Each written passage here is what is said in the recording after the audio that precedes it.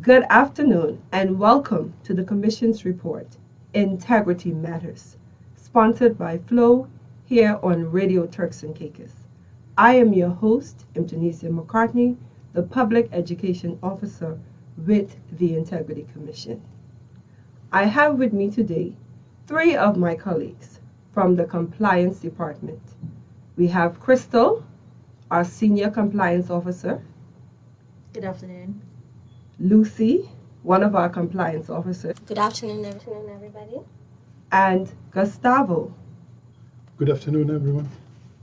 And just to share a bit about Crystal, our senior compliance officer. Crystal has been with the compliance unit for the past 8 years. She is a dedicated auditor by profession and has specialized in compliance and audit for the past 16 years.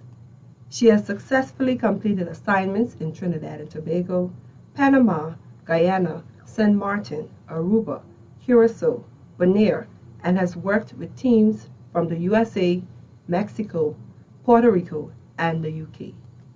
She currently leads a team of 2 compliance officers.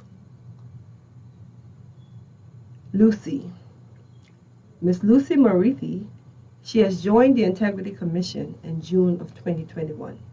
She is a financial crimes compliance professional with 10 years of working experience. Her experience includes anti-money laundering reviews, processing gap reviews and analysis, quality assurance, and risk reviews.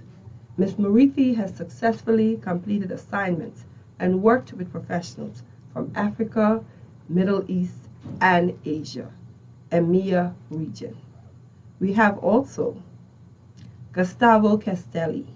Gustavo is a committed accounting professional with more than 15 years of international experience in accounting and internal controls. His experience includes supervising accounting procedures and reports, contributing to the optimal use of resources, and generating savings under compliance with current statutory regulations.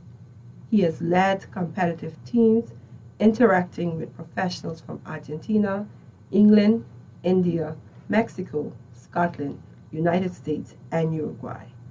Gustavo joined the Integrity Commission in January of 2022. So welcome Lucy, Gustavo, and Crystal. Before we get into today's program, we'll hear a word from our sponsor. As a man who loves spending time with family, does whatever it takes to keep my wife happy, and works hard to grow a successful business, it is important for me to stay on top of my game. With Flow's new family plans, I get to keep all my favorite things in one place.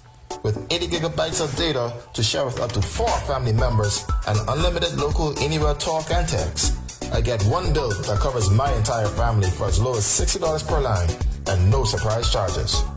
All I had to do was add my home internet to my mobile, switch to Flow for more savings and more value. Flow helps me look out for my family's greatest needs, keep my customers happy, stay connected to everything I love, and have more time for the right things. Welcome back to today's program, Integrity Matters. I'm your host, Imtunisia McCartney, the Public Education Officer for the Integrity Commission. And we have with us our compliance team, our Senior Compliance Officer, Mrs. Crystal Almonte, and our compliance officers, Gustavo and Lucy.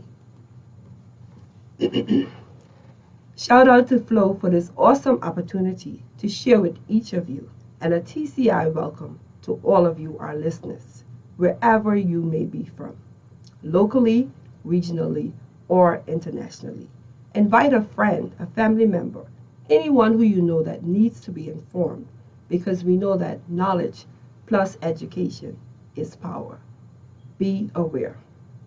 Our aim is to give each of you a better understanding about the Integrity Commission as we lead in combating corruption so that public resources can be used for the benefit of all TCI people and those who live amongst us.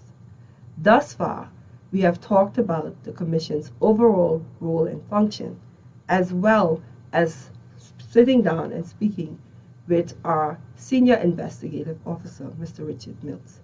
Today, we'll be talking about the compliance unit and the role that they play, and then specifically targeting our specified group, specified persons in public life, the leaders, the movers and shakers of this TCI community who has been nominated to serve in their various capacities for their expertise and experience in making important decisions which not only affects us now, but also in the future of the Turks and Caicos.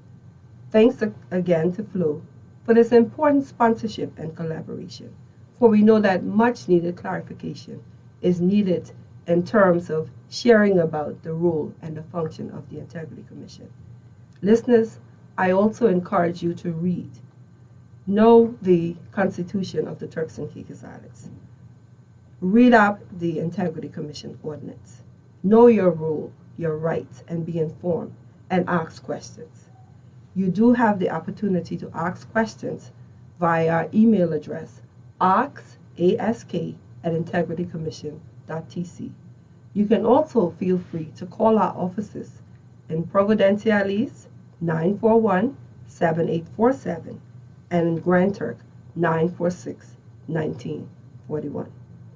So we will continue and start our discussion with the compliance team talking about the role of the compliance unit.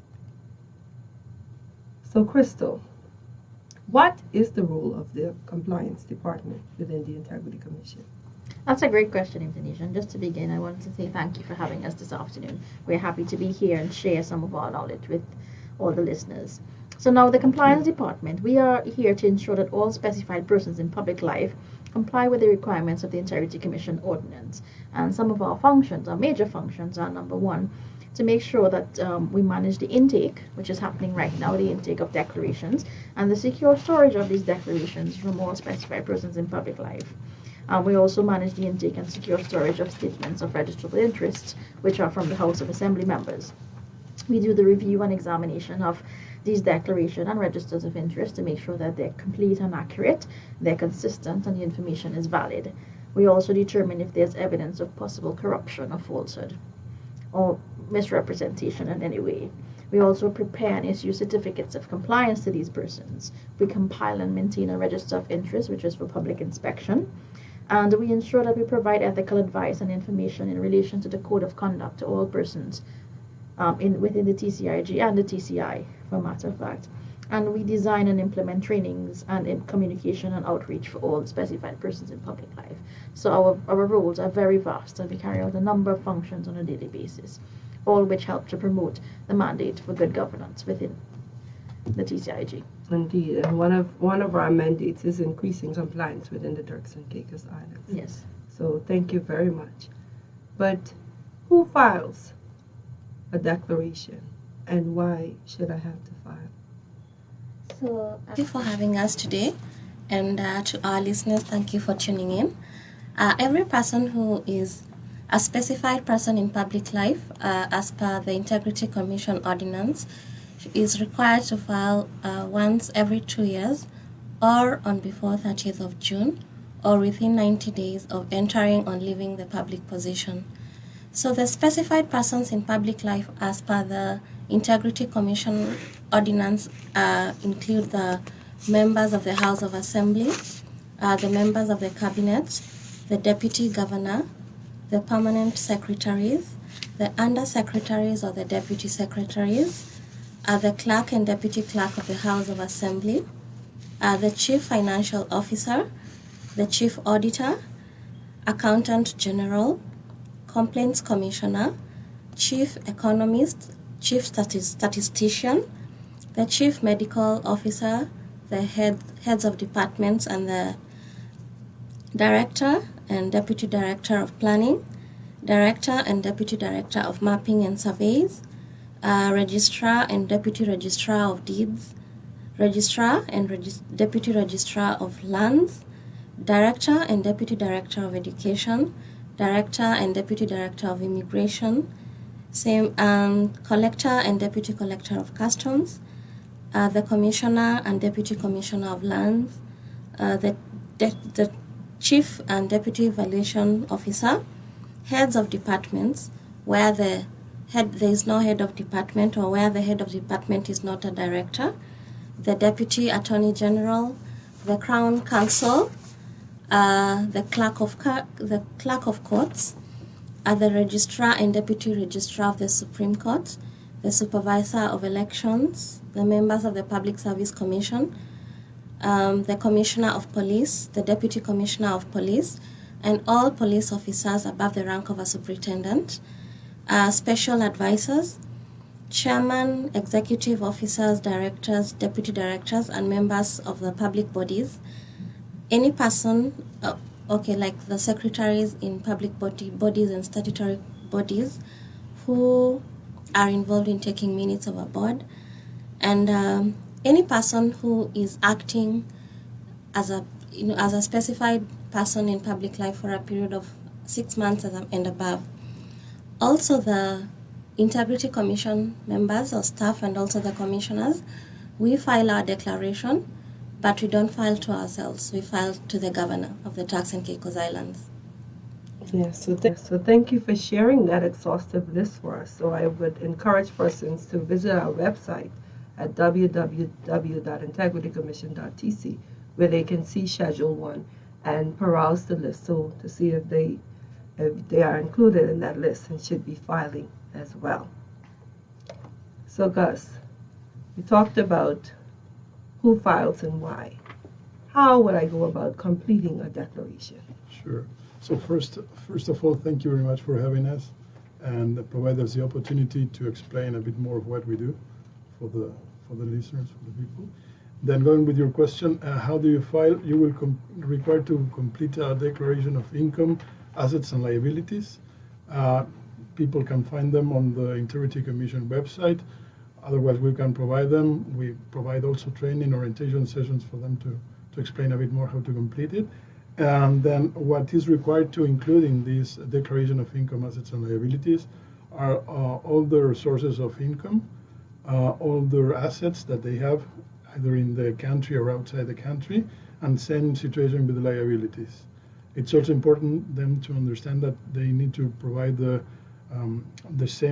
income, the sources of income, assets, and liabilities from their spouses and their dependent children. And another important item to consider to include in this declaration have to do with the gifts that they have been receiving because of their public role for the role in public life, right? That as long as they are over $1,000, they are required to provide details of them in the declaration. So in completing the form, how do I go about submitting it? How to submit the... Yes, because you talked about completing the form. Is it something that I do in person? Can I do it online? How do I go about submitting it? Oh, that's a great question, Tanisha. So now these forms, as Gus mentioned, you can find it online on the website, www.integritycommission.tc. Or if you'd like, you can email us directly and we would send you a form electronically, or you can just stop by our office and pick up a physical form.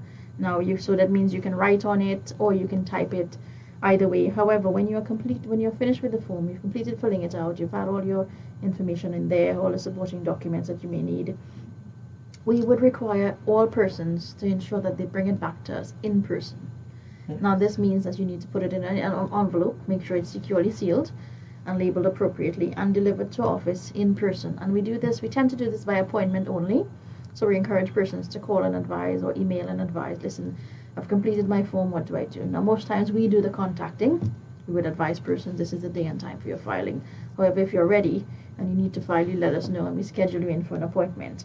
Now, we need to note that we do not accept declarations by email, nor do we accept them via third party. So you can't send someone with your form. It has to be you in person. Important. And this is very important to maintain the confidentiality of the very sensitive information that's included in all declaration forms, because we treat confidentiality very seriously. Yes, so just so specified persons in public life can be aware, you do not email your declaration form. You have to submit it in person. So thank you. And I heard you mentioning about setting up appointments, but what is the deadline date for filing, Lucy? So the deadline for filing is on the 30th of June of 2022, and therefore means that the group that is going to file this year by 30th of June of 2022, they are going to file again on 30th of June of 2024. So the persons that filed their declarations in 2021, they are going to file again on or before 30th of June of 2023. Yes, thank you very much. And what if I cease to be a person in public life before the next filing period on 30th of June? Yes. So in that case, you are still required to file a declaration. It's called an exiting declaration. So you exit this position, and in the 90 days after you cease the position, you are required to file as a declaration, an exiting declaration. Yes, so it's something called an exit declaration. So if you cease to be a person in public life, then you do an exit declaration within 90 days Correct. of leaving that position. Which, by the way, the form will be the same as the one that you declare every 2 years or when you're appointed to a position. And yes, it would be the same form that you would have filed previously. So if I become a person in public life after the 30th of June, when am I expected to file? The deadline date has already passed. When do I file? In that case, you're still afforded the same 90 days as everyone else. So if you're appointed today, you have 90 days from today in which to file. So we would advise that all persons ensure that as soon as you know you're either appointed to a certain TCIG position, which makes you a specified person in public life, or a board, or any position that requires you to file, you would have 90 days from that day. So we advise persons to go onto our website, look at the form, and start preparing. Yes, so if you're appointed after June 30th, you are expected to file within 90 days Correct. after being aware or signing on to that position which requires you to file. Yes. So thank you very much, Lucy, Gustavo, and Crystal. And we are here on Integrity Matters. We will be right back after this short break and a word from our sponsor.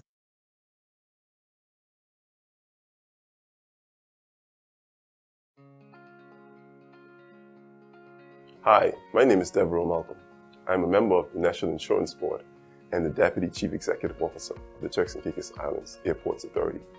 I recently filed my declaration with the Integrity Commission. Did you know that when you receive a gift during the course of performing your public duties, you should report this to the Integrity Commission? Sometimes gifts may be offered to you by complete strangers or even people you know very well. You should always ask yourself, what is the motivation of them giving me this gift? Is it because the board I am on is going to meet next week to decide on awarding contracts, and that this particular person who has given me the gift owns a company who has to bid on a contract? The Integrity Commission does not require you to return the gift if it's under $1,000.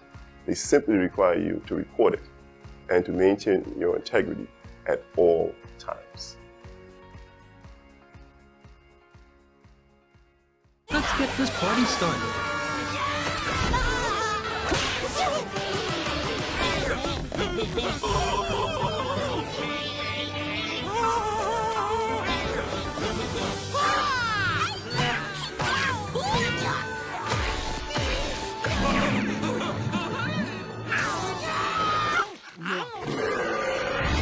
Don't miss Camp Coral, SpongeBob's Underyears, only on Nick.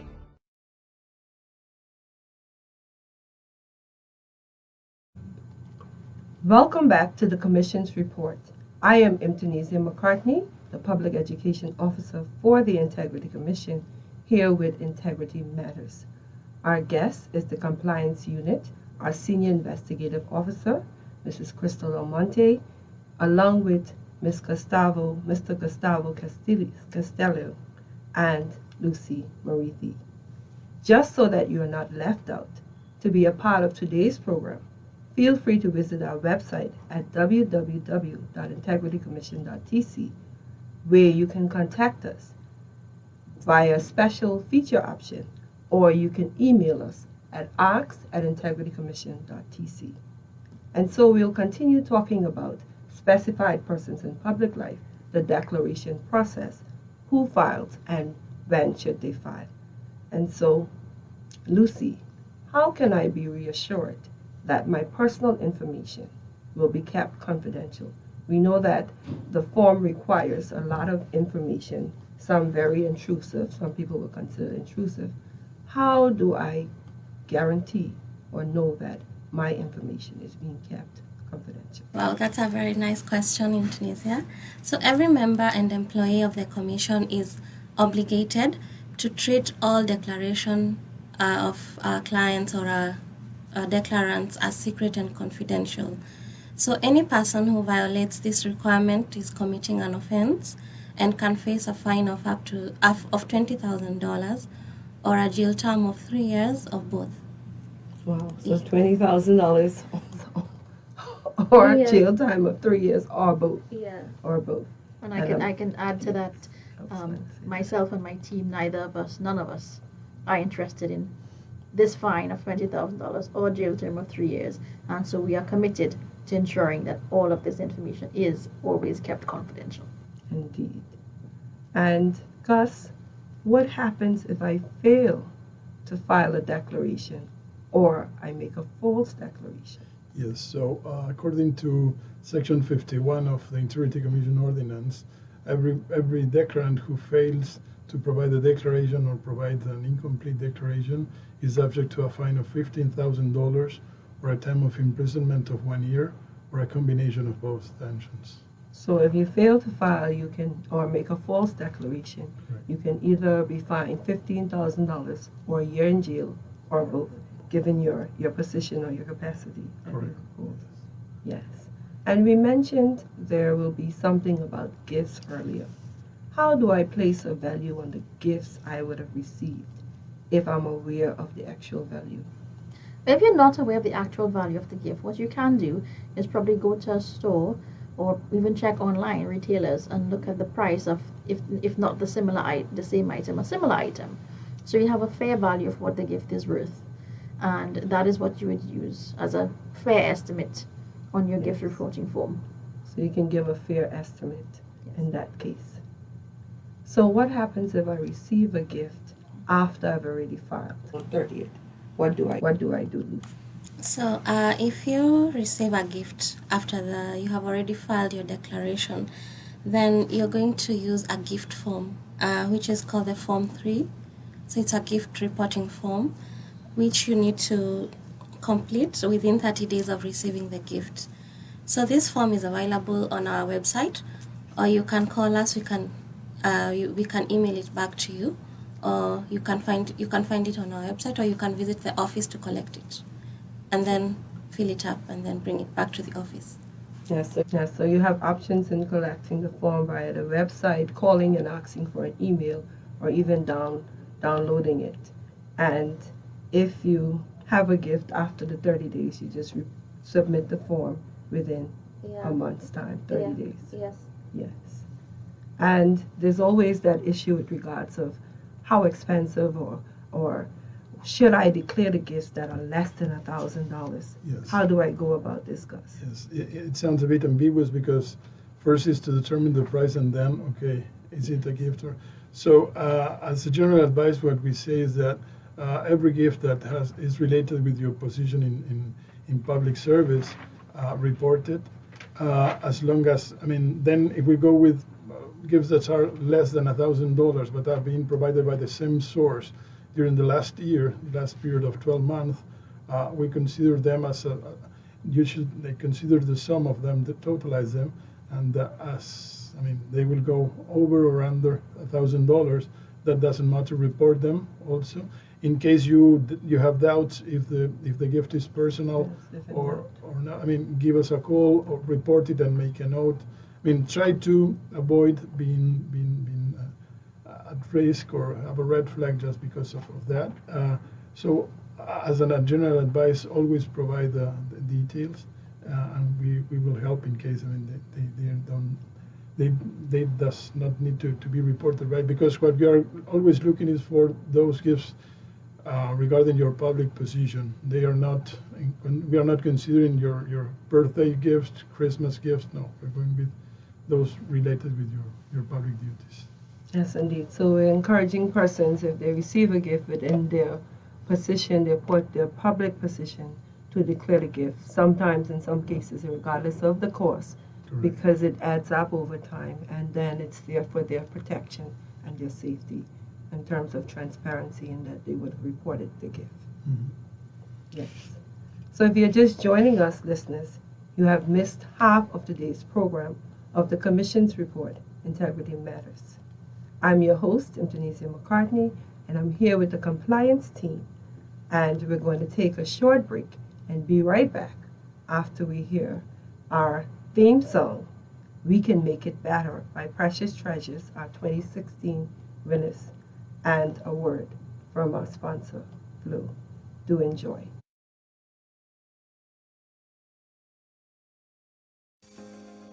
Hello, my name is James Oslet, the Permanent Secretary for the Ministry of Home Affairs, Transportation, Broadcasting, Energy and Utilities, and the Telecommunications Commission. I have been filing my declaration form since 2012. I file my declaration form with the Integrity Commission every 2 years. Whenever I fill out my declaration form, I know that the Integrity Commission expects me to be honest and that they trust me to fill out my form to the best of my ability. Honesty and trust are valuable traits to anyone living the life of integrity. Trust is also a two-way street. The Integrity Commission trusts me to be as true and correct with all the information I include on my declaration form, and I in turn trust that the information I provide them will remain confidential. I also encourage you to be honest when you are completing your declaration form. Thank you, and have a wonderful day.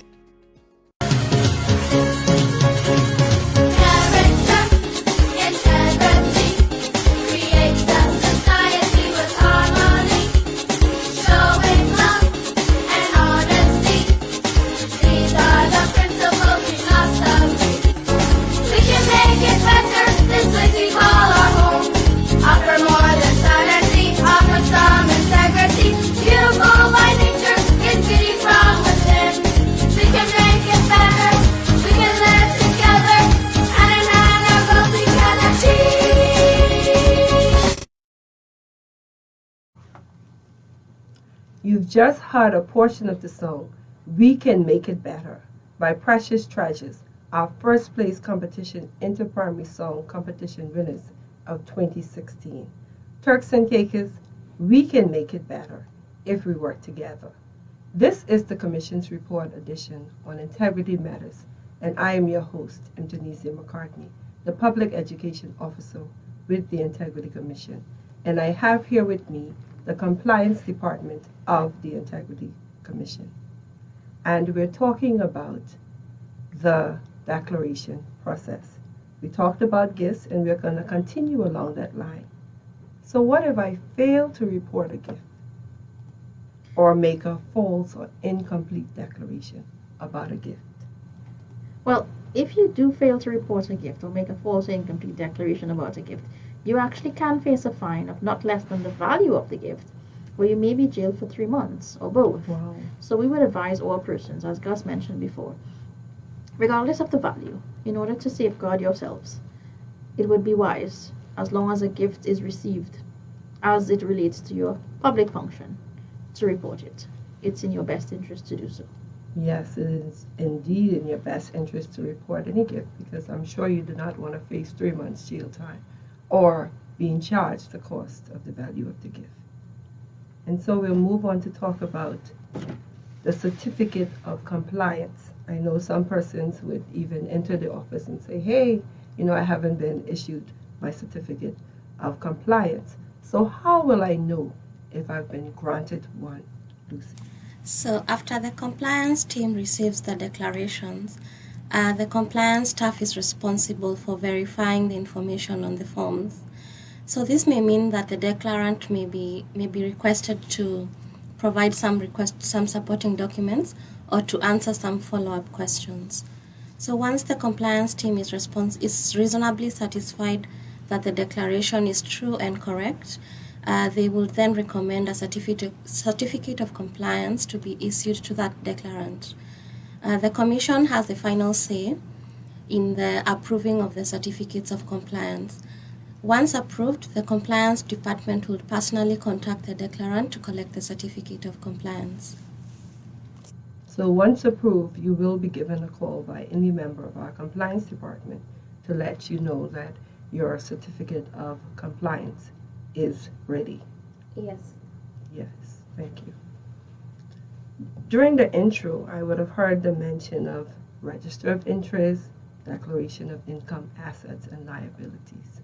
What is the difference between those two forms or documents? Yes. So going with the register of interest is required only to the House of Assembly members. They are required to provide it every year, and what it contains are details regarding their interest in the country or outside. What we require them to provide is the name of the companies they are owners or hold shares, the contract that they have with the government, and the lands and property that they have. So we don't require them to provide no numbers, no figures, and this document is available for public inspection, either in both of our offices. It's also available in the Sister Island Commissioner's office. Commissioner's office. Yes, and at the Premier's building and in the House of Assembly building too. Now going with the declaration of income, assets, and liabilities, we require it to be completed by every specified person in public life, not only the House of Assembly members. It is required to be filed while you are appointed, while you exit, or then as long as you are in public life every 2 years, not every 1 year. And we require to provide sensitive information, details of sources of income, liabilities, assets that you have, your family have. And of course, this is, as it's sensitive, confidential information, is not open to the public scrutiny, to the public inspection. So that's pretty much the big differences that they have. Yes, and if I could try to regurgitate what you said to make it a little bit more simpler. Register of interest, every year, House of Assembly members. Correct. Only, and as long as they're open serving. to public inspection. Open to public inspection, and they can be found at various locations in both of the House of Assemblies buildings, in our district commissioners' offices, as well as in our integrity commission's offices In both as offices. well. Correct.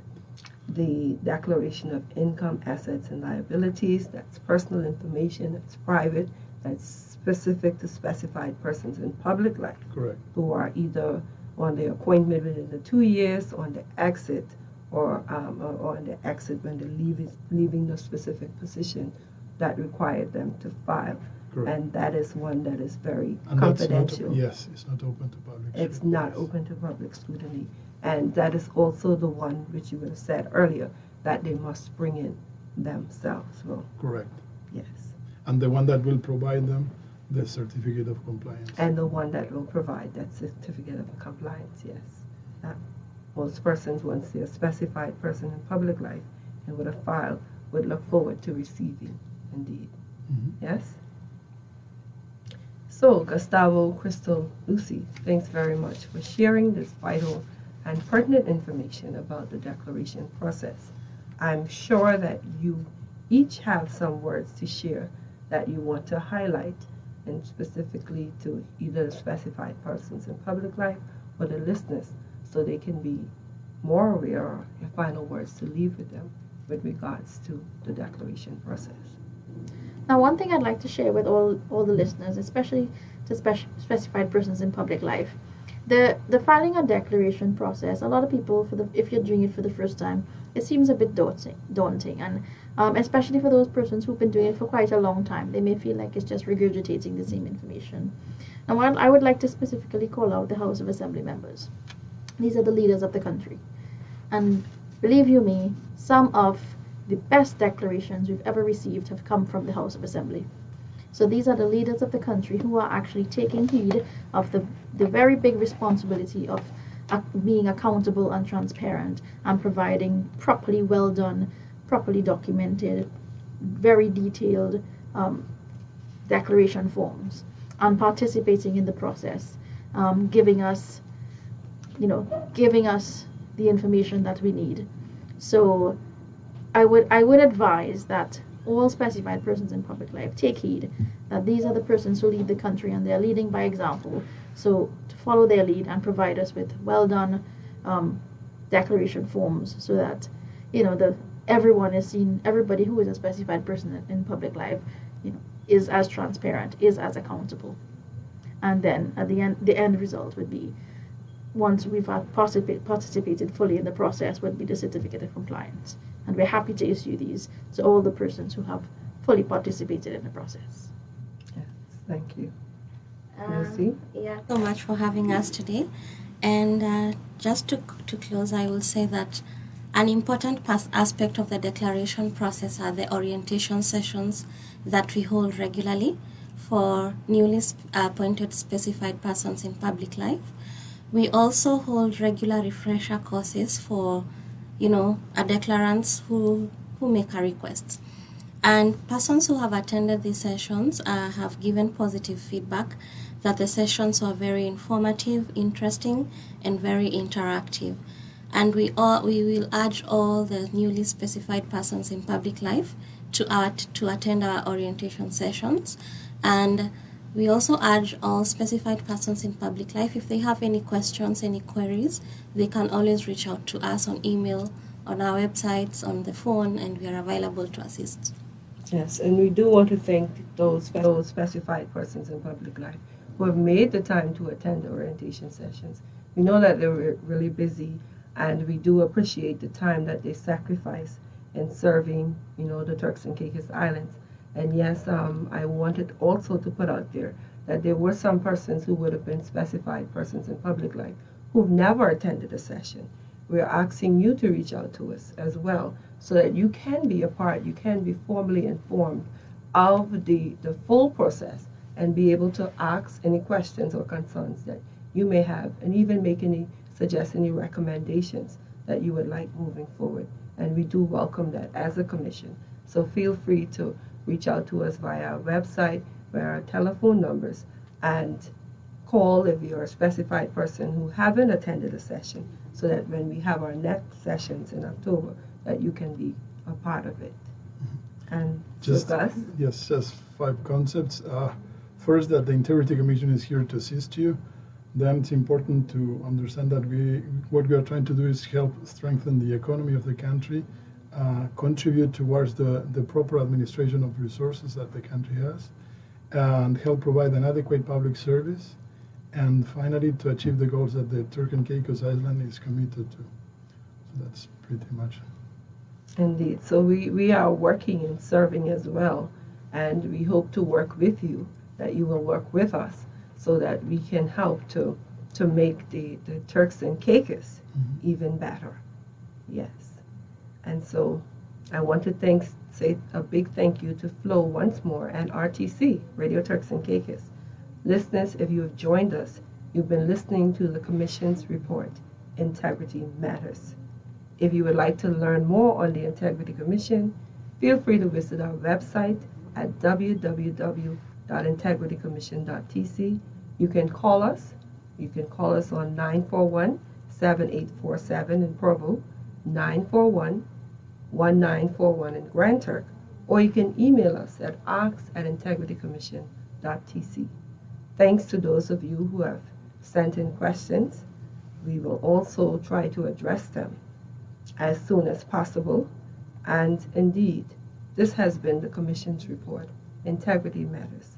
I am Imtanesia McCartney, here with Gustavo, Crystal, and Lucy, saying thank you for joining me today and inviting you to join me next week on Thursday at 2:00 p.m. We will flow in the afternoon here on Radio Turks and Caicos. We're floating blindly through space in a ship we don't know how to fly. You may not think you're a crew, but you sure look like one. On my mark. Go fast.